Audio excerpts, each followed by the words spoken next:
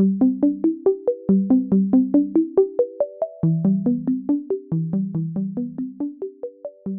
mom gave me this one very generously. Honey, money doesn't grow on trees, So common.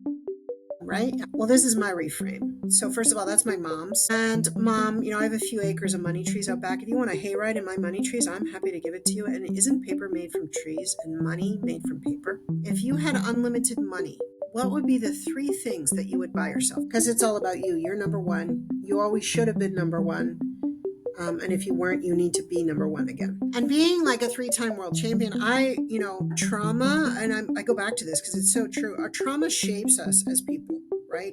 It gives us resilience. You can either spiral into it for the rest of your life, which I've had someone in my family do, and they just can't get out of it. They hate themselves, right? When you're going through this kind of thing, all these questions come up for you, right? And it's like, how am I going to support myself? I'm on my own. I have no support. I've got to make more money. Where's that going to come from? And the other thing I would say is own your own power and take it away from others. Because when I got separated, I didn't realize how my ex-husband was taking little pieces of me to sustain himself. Welcome to Season 2 of the Just Separated podcast. I'm Karen Omand, a thanatologist, grief counselor, divorce strategist, and co-author of the Just Separated workbook. I help people navigate the emotional, legal, and practical challenges of divorce, including high conflict and narcissist relationships. Each week, I am joined by expert guests to share guidance, tools, and strategies so you can move forward with clarity, confidence, and resilience. Follow Just Separated and join us as we explore the many layers of divorce. Subscribe so you never miss an episode.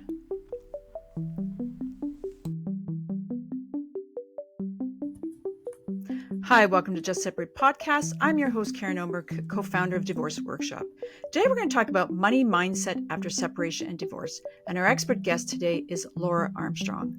Laura is a dynamic leader in the wealth mastery system, a money mindset mentor, and a 3-time world champion martial artist. She empowers high-performing entrepreneurs, professionals, and organizations to break free from financial limitations and achieve extraordinary success. Known for her bold clarity and compassionate guidance, Laura delivers high-impact presentations that inspires audience to master their relationships with money, unlock their inner wealth champion, and build sustainable wealth strategies. Her expertise in mindset coaching and communication mastery leaves every audience motivated and equipped to take bold steps forward toward financial freedom. Laura, welcome to the Just Separate podcast. Thanks so much. I'm excited to be here. I appreciate you asking me on. It was my pleasure. So my first kind of question is many people going through divorce feel scared about money and their future. Laura, as a money mindset mentor and a champion martial artist, what's one mindset shift that helped you overcome a financial challenge in your own life, and how can our listeners use it to build confidence after separation? Yeah, the bonus about being on your show is I am just recently separated. So I'm literally living this right now. And so all of these things came up for me again in a different way. I think that they show up in our lives at different times when we're under stress, there's trauma, like all these things happen. And it's how we respond, not react. And those are two very different things. Reactions cause stress, they cause regret, they can cause anxiety. But when we actually have a moment to just reflect and really think things through, we can respond powerfully. And I think that that's a very important dynamic to understand. When you're going through this kind of thing, all these questions come up for you, right? And it's like, how am I going to support myself? I'm on my own. I have no support. I've got to make more money. Where's that going to come from? All these, like, it's the ongoing hamster wheel that goes on in your head. And it's really important to quiet that. And so what I do is first of all, I'm a holistic practitioner. So I practice all the modalities that I do. And I realized that there were patterns that I had were coming to my awareness around these things. And so for me, affirmations are a must have at this stage when you're going through all of this. They actually relax your nervous system. they change the synapses in your brain once you start to do these over and over again. It's like a learned habit. So therefore, the scientific explanation is habits are changed in the brain over, I think it's 10 days. And then so these neural synapses are the new way of being. It's like your reticular activating system in your brain. That's the system that wants to bring you everything. So if you see an elephant, or say, I want to see an elephant, you're going to start seeing elephants all over the place. That's how it works, right? Your brain. So your brain does the utmost to bring you everything that you want. You just have to ask it the right questions. So when it comes to wealth and going through a separation and being in that space of like questioning what your wealth is. Now, money doesn't mean wealth, but there's money in wealth, right? It's a part of wealth. And so it's very important to understand that designation. Because for a lot of people who are nurturing and stressed and going through a separation, they're thinking more not just about the money, but how's my family going to handle this? All the outside factors. How am I going to manage this? How am I going to get the kids on my own? How do I, all these, like the hamster wheel again, right? So again, the affirmations are what quiet everything. And just know that you can trust in the process. There's nothing you need to do. And I think because we're a culture of doers and problem solvers, that is one of the things that gets us out the door doing things that aren't necessarily the smartest things we should be doing. So to keep your mind in that wealth strategy space, you want to be doing your affirmations to keep yourself grounded and moving forward at a place where you're going to respond to things in a powerful way. Do you find that you've worked with a lot of people, and do you find that there's a difference between how a woman approaches the mindset, the wealth mindset, like the money mind, than to a male, how they approach it? Yeah, on several different levels. So first of all, I find women are a lot more uncomfortable with money and wealth because they're not. It's just a socioeconomic thing a lot of the time, and it's also a learned response from parents or friends or family, right? And so there's a lot of limiting beliefs for women around that and their worth, right? And their worth and what they deserve. So those are two things that also come in when you're separated. I went through it. I was just like, yeah, I'm worth way more. So I'm going to make way more, right? And so it's this shift that we have to have, and we have to get rid of those limiting beliefs because they're cause that anxiety, the depression, the self-sabotage, all this stuff, right? It's like this surprise party in your head you can't get away from, right? And so you need to change the narrative on those limiting beliefs, and that's basically all you're doing is rewriting the script on that. And then what happens is what I said first, we go back to creating new cognitive pathways in your brain, and that's actually what's going to happen. That's really what manifesting and actualizing is about, is creating those neural pathways.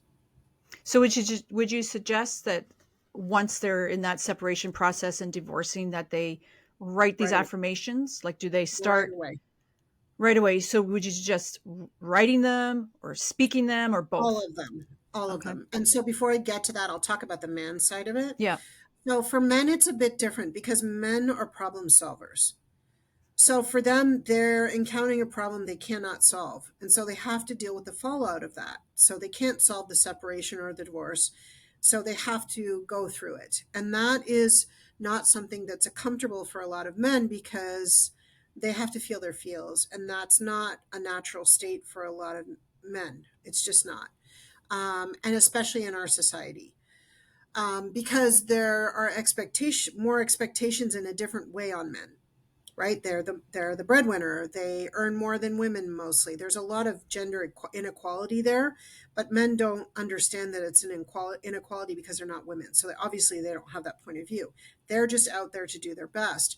And so for men, it's probably more difficult, but they also probably recover quicker because there's less emotional attachment to things on a level, whereas women will go deeper, right? I'm not saying it's the norm. I'm just saying it's just that's what I see in general. Yeah. So yeah. Yeah, thank you for answering that. So I was just looking up stats this morning about how women in divorce compared to men financially. And recent stats, I think from 2024, it's like 40 to 30% women's livelihood and income drops in a separation. Generally, this is like your position's not. Other women are much like I've talked to others and they're much stronger than the husbands, but generally in if you're in the research of 2024, and then men, it's, I think I wrote down 15 to 30%. But then, as you stated, that men do tend to recover faster. Yeah, because So are there's these statistics shocking to you, or is it what no, you would not at all. expect? No, it's what I'd expect. In fact, I'm surprised the men's number is not lower, Oh wow, right? really? Yeah, because I mean, they experience trauma or, the stress of divorce and separation, but not like women do. Because a lot of the time in, again, our societal norm, the man is their world a lot of the time, right? Like they're the patriarch of the family. And so it's changing those gender identities that can actually shift the way a household functions, right? If people are seen as equal in the household, then that's how the kids are going to act, right? So, and that's a whole other conversation. But when you get to wealth, it's, it can be tricky. And what we have to maintain is that what our worth is, what we deserve, both men and women, right? So, what our worth is, what we deserve, and what is next for us. Instead of hiding from it, actually seeing it as a joy. So, like, I'm going to finally get a chance to create my business. I'm finally going to get a chance to do this or that, right? And so, it's looking at things as opportunities instead of obstacles is really key to that mindset stuff. And that goes along with the limiting beliefs. How have you dealt with tragedy in the past? Is it the end of your world and everybody comes crashing down? Because that's what will happen every single time. Or are you going to give yourself a little grace, have a little cry, go through it? I mean, don't ignore it, for God's sake, because you don't want to push it down. But look at it, see what you're going to take from it, and move forward. I mean, I had so much trauma as a little girl and a young woman. Because I was a holistic practitioner, I was able to get rid of those limiting beliefs and how that trauma affected me, right? And it's, people don't realize separation and divorce is trauma. There can be a lot of blame, a lot of you said, he said, she said, all this and that, and stories.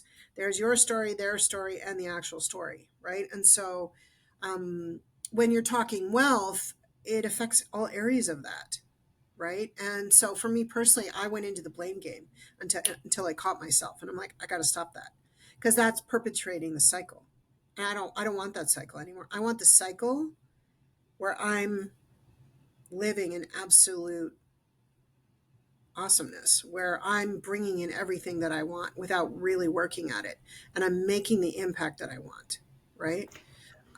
Sorry. Do you think that, like, I was thinking when you're saying that, does your martial arts experience and does that come into how strong your mindset is? Because sometimes I remember in my own situation, I could just spiral Yeah. and spiral and spiral. And a lot of us do that, especially in separation divorce. We just keep spiraling. And as we said, women really worry about the money feature. But um, what I think can happen is what, because of your expertise, is that you can reframe that faster, and then you get out of that. Is that kind of what you're saying? Yeah, I guess it could be, but I'm not really doing anything magical.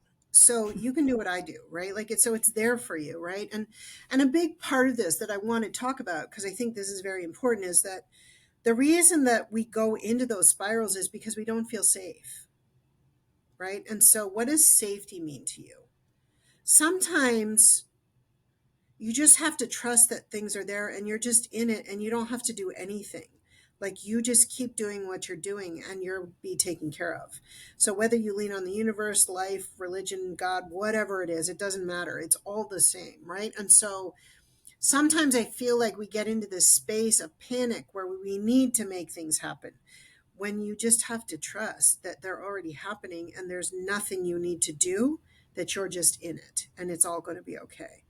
And I think that, and that what that allows is all those money flows to come in, all those opportunities to come in, because then they're not, you're not saying, oh, well, I need this way. If it only comes in that one way, I'm telling you, it's never going to happen. It just doesn't work, right? But if you ask the question, Karen, and say, what's possible here? I would like this, and then have it show up however it shows up, then I'm not putting restrictions on it. So I get everything. I get all the possibilities, right? And so that's what I love. So is that kind of changing your money story too then? Yeah, totally. It changes everything. And being like a three-time world champion, our trauma, and I go back to this because it's so true. Our trauma shapes us as people, right? It gives us resilience. You can either spiral into it for the rest of your life, which I've had someone in my family do, and they just can't get out of it. They hate themselves, right? Or you can use it as fuel to inspire others, right? And move yourself forward. So for me, when I wanted to win, it was resilience. It was like, I'm not a quitter. I'm not going to quit. I'm not going to stop because I want this so badly. So I would ask the people that are listening, what is it that you want, right? Like what is it that you're aligned with, right? And so there's two parts to your why. It's your purpose and your drive. So you may know what your purpose is, but what's driving you? Because if you don't have those two pieces, then you're just throwing spaghetti at the wall and hoping stuff will happen. I suspect that's kind of hard when you're like, that's the hard part in divorce, right? Because everything is coming at you. Yes. And then, but it does clear up and you can find And that. you prioritize, right? Like what is the most important? I think that's the other thing. We try to manage too much. I was in this training with this guy named John Berghoff. He's brilliant. And he facilitates group trading. And he had this one slide that has never left my brain. And so this is the graph. This is us as human beings, and we're growing, we're learning, we're evolving, and this is society. And for the first time, society is moving so much faster than us that we're always in overwhelm. And to be divorced and separated on top of that, it's almost too much. We're like, oh my God, are you kidding? I can't handle this, right? So having priorities about things and knowing that you don't need to rush through the process, because I think we're a let's get over it as quickly as possible society, we're actually missing the gold nuggets when we do that. Be in it, be in the shit of it, if I can say that, right? And be in it, but don't stay in it. Stay in it until you don't need to be in it anymore. And you'll know when that is because things start showing up. But don't rush out of it because it's going to come back.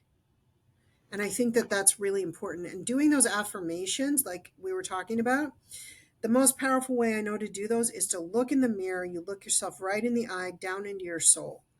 And it's hard to do. You may cry, you may get emotional, you can't look at your face, you can look at other pieces of your body, you work up to it, but that will change your point of view on things and allow things to come into your world much quicker. So I have a question. So say any of the listeners out there, and you've never really able to talk to your ex about money because it is an emotional thing. How Yeah. would you suggest they start talking about it in the separation? Because we know the financial aspect is one big piece. And if they have children, that's another big piece, right? It seems to be money and children. Those are and then legal's all in there too. But how would you suggest that they learn to get comfortable talking about money? So again, it's that idea of it being a conversation, not a confrontation. Right. And I think that because we're in this mode, it gets confrontational. Like I left this too long. I just got angry at the end, and that wasn't good because then I was moving from anger everywhere. That's gone. And now I'm like having this conversation. And actually, I just had this conversation with my ex husband 2 days ago. So you're getting it fresh from me. So I said to him, I think we should talk about our financial stuff that we have together. Right. And I said, we've split all our assets pretty much. So how do you want to do this? I invite you to the conversation. Like let's have a conversation around it, because I think it's healthy to have everything out in the open. And then you've done your piece where you've put it out there, and it's their job to respond how they respond. That this is the trick. If they respond in not such a great way, you cannot react to that. Keep your like ground yourself, keep your core, keep your power, right? Because they're looking for that reaction, they're looking to take a little bit of your power, right? So when you're having that conversation, always be in your power, ground your feet. I think it'd be really important if we talk about this because I know it affects all of us, and you want the best for the kids, right? If there's kids involved, and so have their buy-in. That's really what it's about. And, would you be willing to have that conversation? All of these things I'm telling you are an invitation. They're not a demand. It's once you demand, then things escalate. if you can keep it de-escalated, there can be conversation and resolution. And it's so true. I've seen it a million times. Yeah. I just love what you said there, though. I think everyone should listen to that again. Have a conversation about Mhm. money.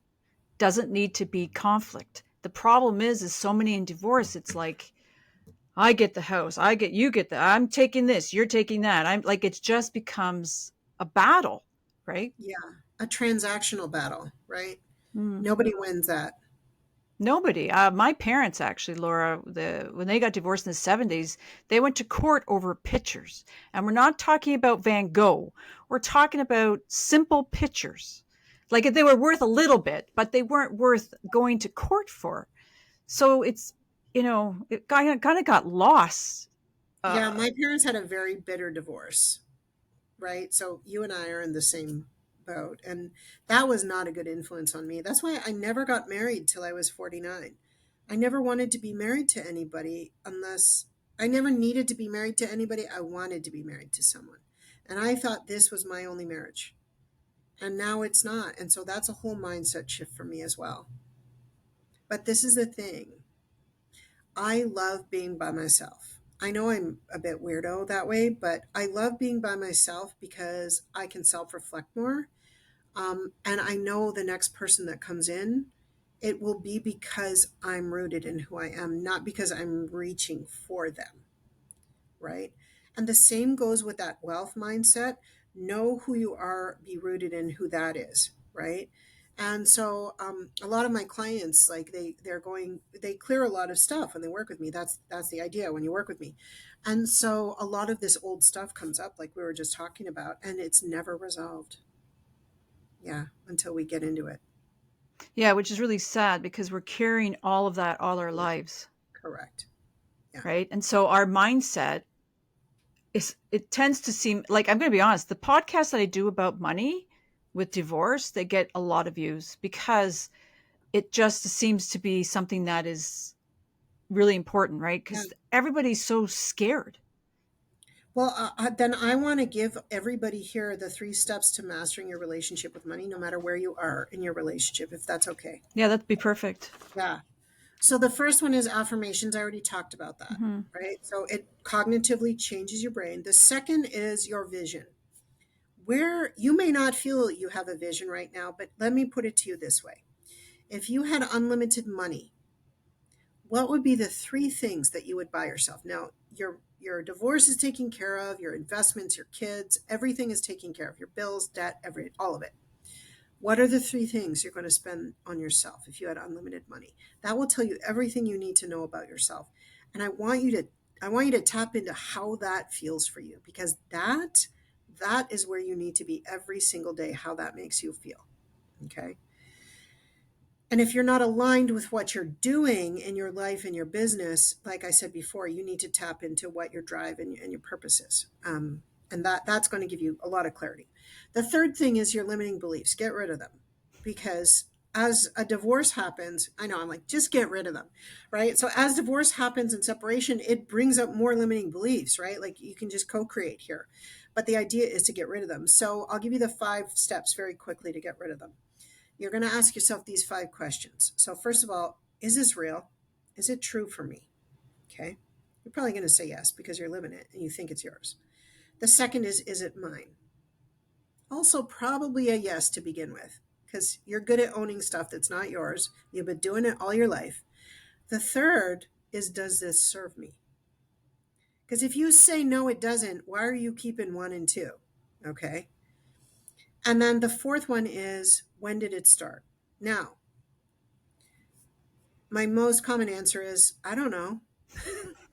Actually, you do. And that's why I talked about your brain's reticulator activating system, because as soon as you ask that question, it's doing its utmost to bring it to your awareness, and it will. And then question number 5 is, what happened? Because as soon as you know when it started, you'll know what happened. It's all connected in there, I promise you. And then you can reframe the limiting belief, and it no longer has charge for you. So I'll give you a good example. My mom gave me this one very generously.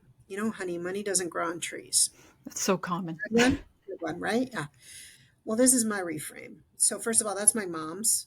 And mom, I have a few acres of money trees out back. If you want a hayride in my money trees, I'm happy to give it to you. And isn't paper made from trees and money made from paper? Mm. So I'm good to go, mom. I don't need your limiting belief because it was hers. It was not mine, right? I just owned it for a long time. I don't need that, right? So this just is, it gives you an example. But if you ask yourself those 5 questions, your life will change forever. If you apply it and step out of this, and you don't have to wait until you get home, you can do it right now while you're already started listening to me. You can make change now. Don't wait, right? It's interesting when you said that because you've done this so long, that as soon as you asked the five and I was starting to go back, I was doing exactly what you were. I'm like, okay, when did it go back? And I'm filtering, going, yeah, it was definitely when my parents got divorced, and Yeah. it was always, do we have enough gas to get to the mall? You know what I mean? Do we have enough? And I'm telling you now, it's like you can see the patterns in myself through. Explains so much. Yeah, yeah. We just got to And remember our story doesn't have to be the same as our parents' story. it's probably not our story anyways. 99% of your stuff is not your story. So Oh, good who are point. you? Who are you then? That's the beauty of discovering that, right? Yeah, and I guess in divorce separation, we have to rediscover ourselves all over again. Because you're not the other half of that person anymore. Yeah, and another thing I want to mention too, especially with money, when you're divorcing somebody, now you get to have your own money story. Like you don't have to have our money story. Do you know what I Right. mean? Yeah. And what do you want to create? I'm creating billions of dollars. What are you creating? Right? And you Because don't have to do anything. You're already in it. Just know that you deserve it, right? And that's where the work comes in. I think another thing that I want to bring up is that you're saying, and I've heard this from other mindset as well as some of those famous, I forgot on the top of my name, these people I listen to, it's you have to feel it. Yeah. Like it's a feeling, right? Like, I do affirmations and I write them down, but I think it's deeper. You have to actually feel that things are going to, like, whatever you want, correct? Yeah. I have these two affirmations that I really feel like, and when I do that, I look in the mirror so that I feel it and I see it and I really slow it down and say it. And so it could be like one I have here is I'm content in the moment and I trust the future and I have a deep sense of trust for life. And so when I think about that, I don't really have to do anything. I'm already doing it Can you because say we're it again doing for everybody? that. Sure. Yeah. Yeah. I am content in the moment and I trust the future, and I have a deep sense of trust for life. You're already living. You don't need to do anything.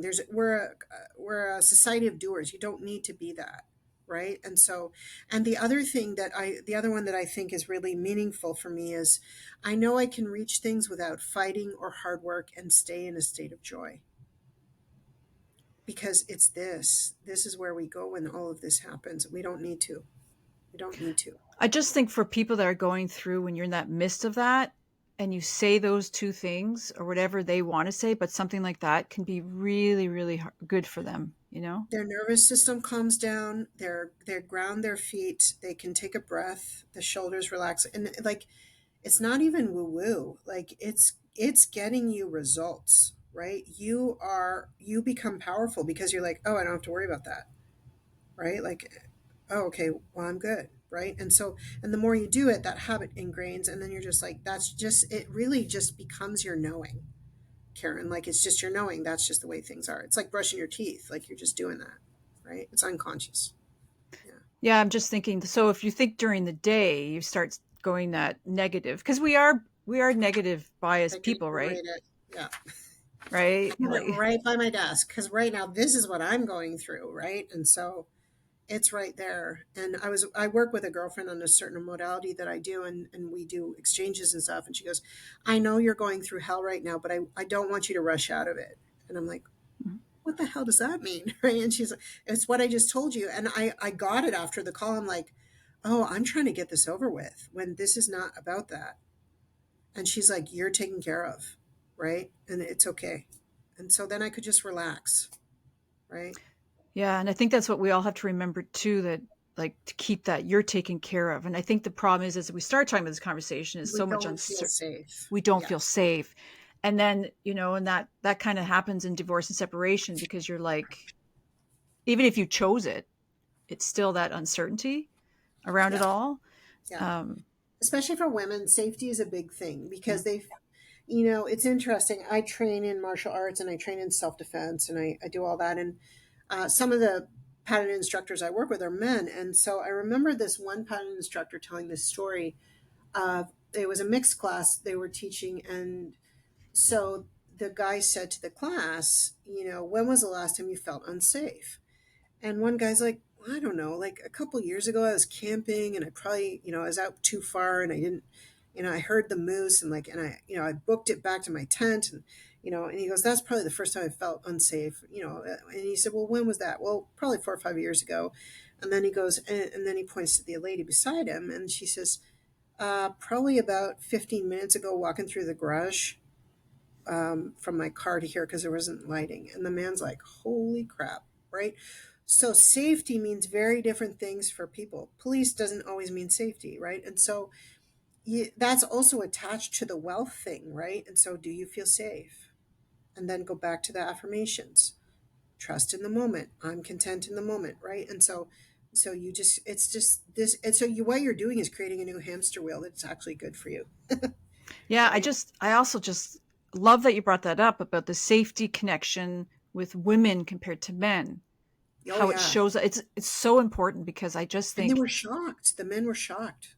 yeah, like I've said to my partner, like before, I've said, when I go out and get groceries later at night, I have to be like looking around and, I said, men don't have it. They don't have to worry about that way. So you're right. I think we're wired quite differently when it comes to, and as you said, men don't really know that life, right? Because they've never really had to worry about it quite like we do. Yeah, so safety for them is more protection and it's more being protective, right?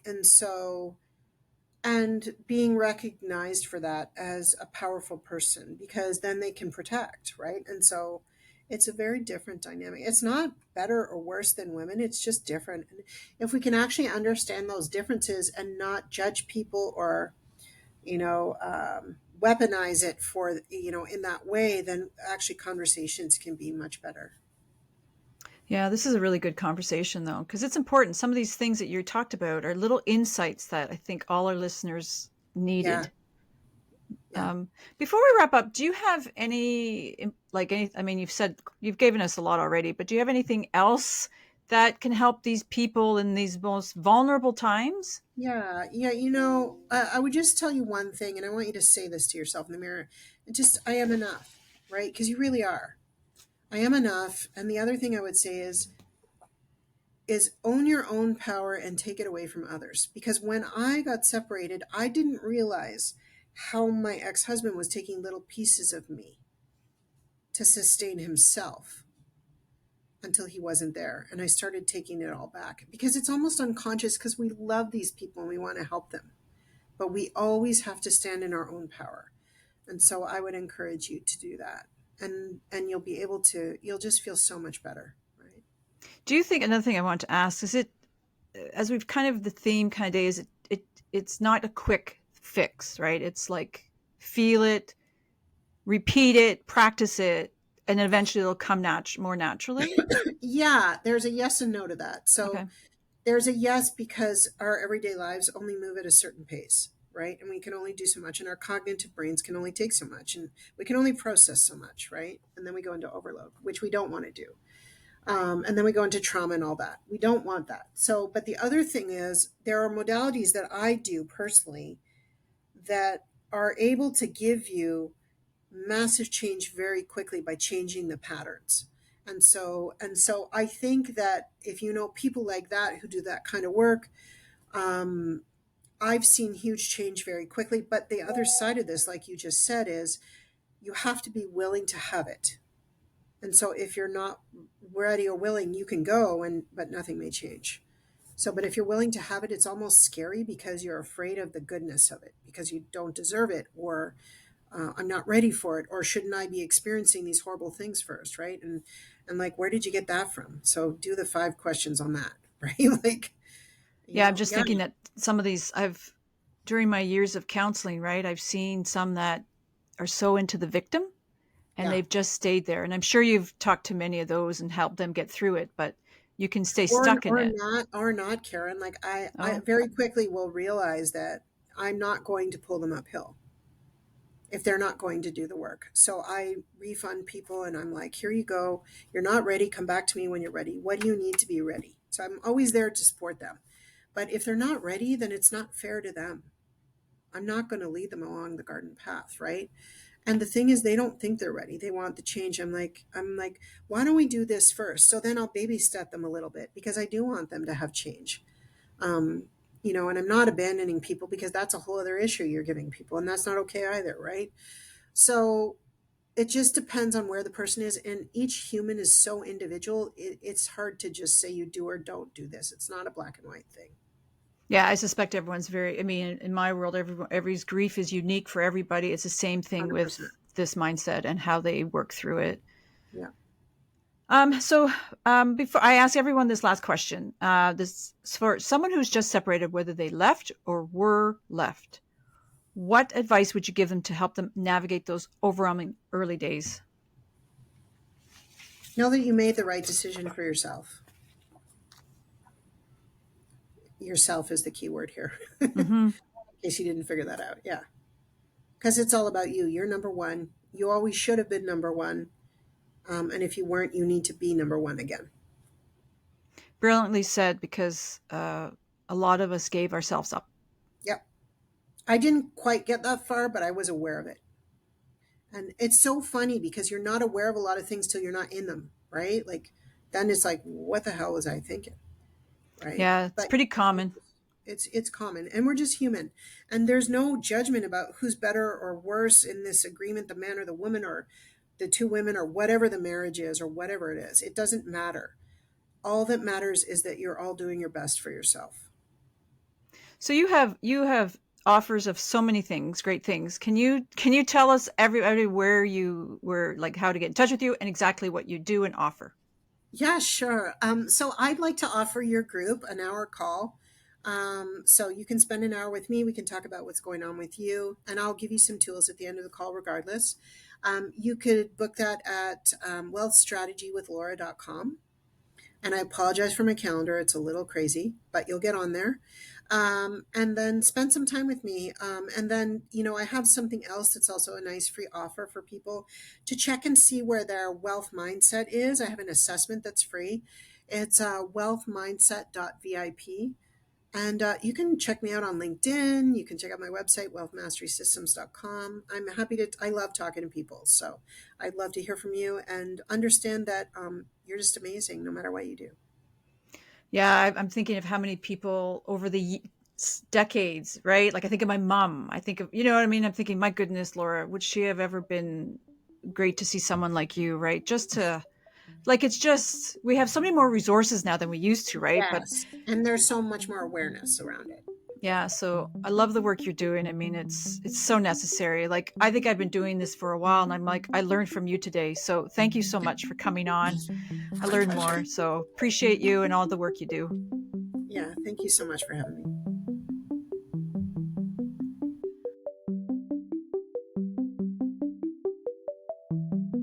Thanks for joining today's conversation with our divorce expert.